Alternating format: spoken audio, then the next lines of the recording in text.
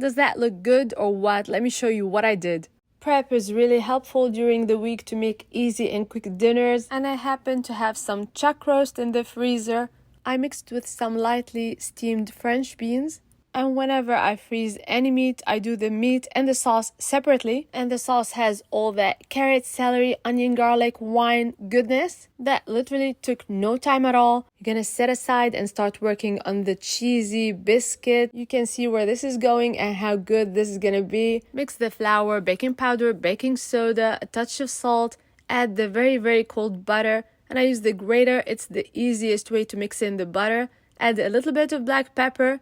Just a touch, smash the butter into the flour. You want to do it very gently, very quickly. You want it to still be grainy. Add the cheese. I'm adding sharp cheddar and some pepper jack. Add 1 cup of buttermilk and 1 tablespoon of honey. You want to mix until it forms a dough. It doesn't need to be too wet or too dry. Add a little bit of flour.